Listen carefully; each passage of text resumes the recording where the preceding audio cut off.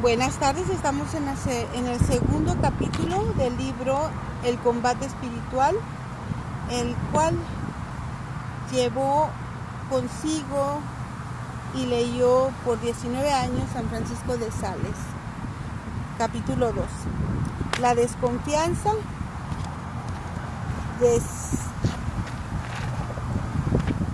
que se ha de tener en sí mismo. La desconfianza en sí mismo es sumamente necesaria en el combate espiritual, que si esta cualidad o condición, no solamente no podremos triunfar contra los enemigos de nuestra santidad, sino que ni siquiera lograremos vencer las más débiles de nuestras pasiones.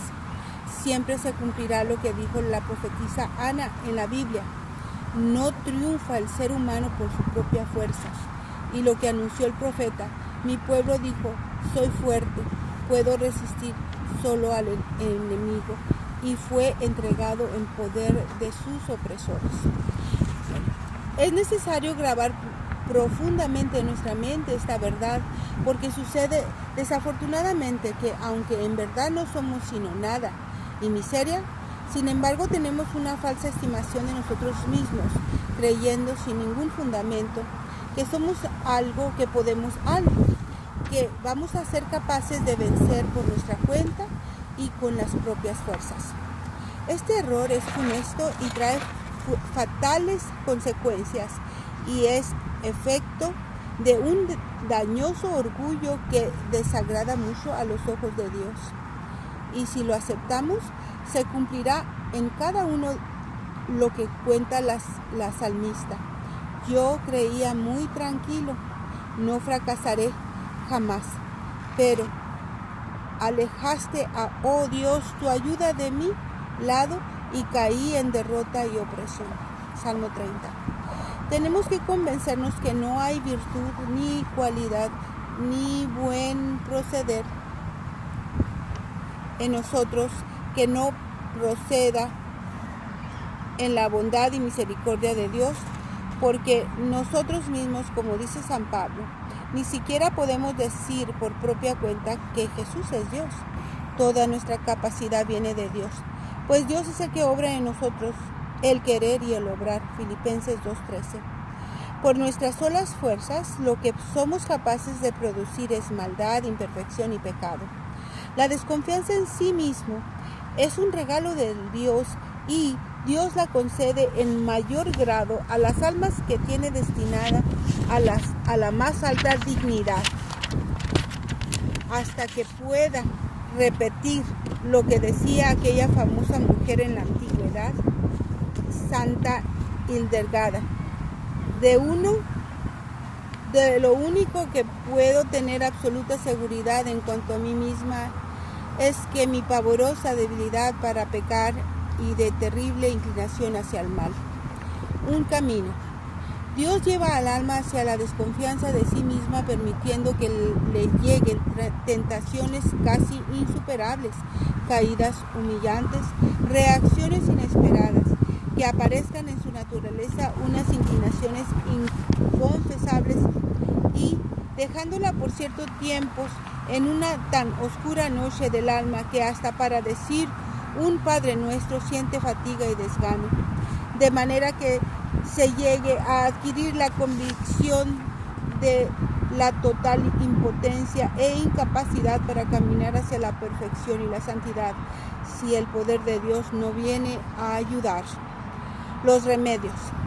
El principal remedio de los 4 que vamos a aconsejar es a pensar y meditar hasta convencerse de que por las propias solas fuerzas naturales no somos capaces de dedicarnos a obrar el bien y a evitar el mal, ni de comportarnos de tal manera que merezcamos entrar al reino de los cielos. En nuestra memoria deben estar siempre aquellas palabras de Jesús: sin mí nada podéis hacer. El segundo remedio es pedir con fervor y humildad muy frecuentemente a Dios la gracia de confiar en Él y desconfiar de nosotros mismos, porque esto es un regalo del cielo. Para conseguirlo es necesario, ante todo, reconocer que poseemos la desconfianza necesaria.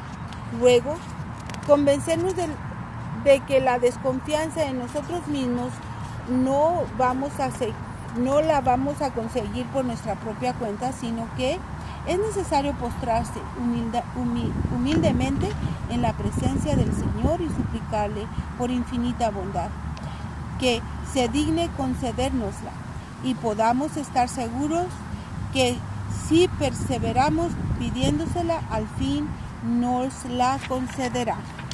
Hay un tercer remedio para adquirir la desconfianza en sí mismo respecto a lograr conseguir por nuestra propia cuenta la santidad, y consiste a acostumbrarse poco a poco a no fiarse de las propias fuerzas para lograr mantener el alma sin pecado, y a sentir verdadero temor acerca de las trampas que nos van a presentar nuestras malas inclinaciones, que tienden siempre hacia el pecado, a recordar que son innumerables los enemigos que se oponen a que consigamos la perfección, los cuales son incomparablemente más astutos y fuertes que nosotros, y aún logran hacer lo que temía San Pablo: se transforman en ángeles de luz para engañarnos. 1 Corintios 11:14.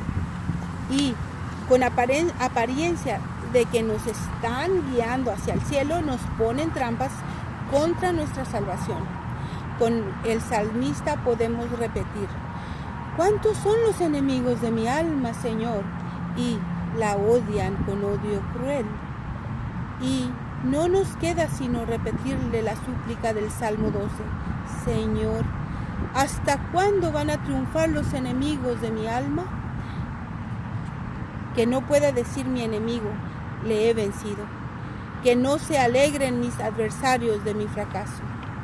El cuarto remedio consiste en que cuando caemos en alguna falta, reflexionemos acerca de cuál grande es nuestra debilidad e inclinación al mal, y pensemos que probablemente Dios permite las culpas y caídas para iluminarnos mejor acerca de la impresionante incapacidad que tenemos para conseguir por propia cuenta la santificación, y aprendemos así a ser humildes y reconocer las limitaciones y aceptar ser menospreciados por los demás, condición sin la cual no, porque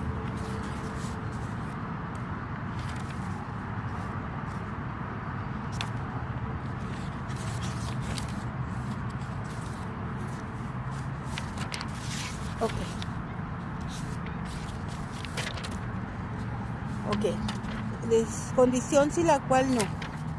Si no aceptamos que nos desprecien y nos humillen, no conseguiremos jamás la desconfianza en nosotros mismos, porque esta se busca en la verdadera humildad, la cual nunca se consigue sin recibir humillaciones, y se basa también en un reconocimiento sincero de que por nosotros mismos no merecemos sino desprecio y humillación. No aguardar para cuando sea demasiado tarde.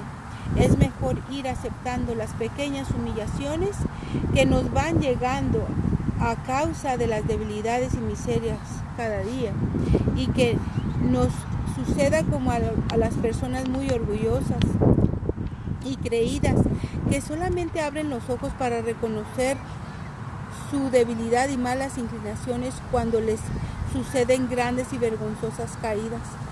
Le sucede lo que decía San Agustín: temo que vas a caer en faltas que te humillarán mucho, porque noto que tienes demasiado orgullo.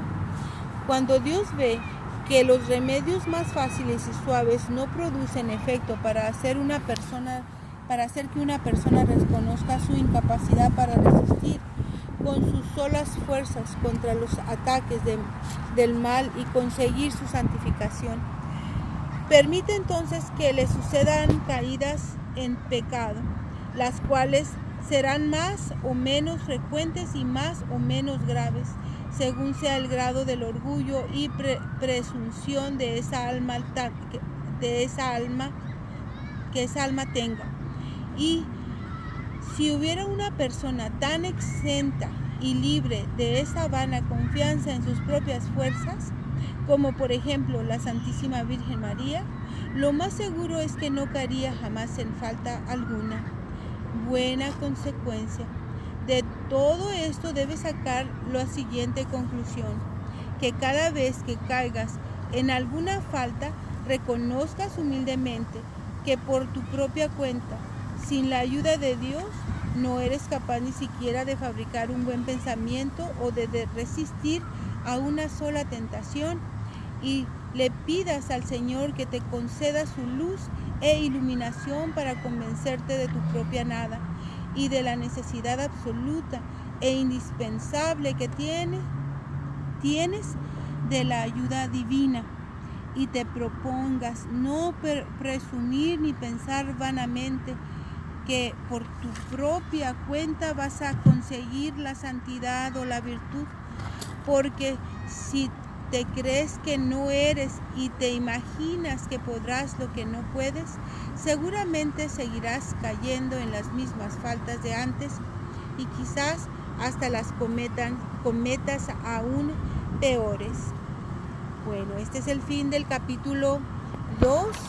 Encomendamos esta lectura al Inmaculado Corazón de María y a todos los ángeles, a los ejércitos de ángeles, todos los santos que nos ayuden a discernirla, que nos ayuden a aplicarla, y pues que no se les olvide que mañana es día de ir a misa y ofrecerla con todo nuestro amor para una conversión del mundo. Hasta mañana.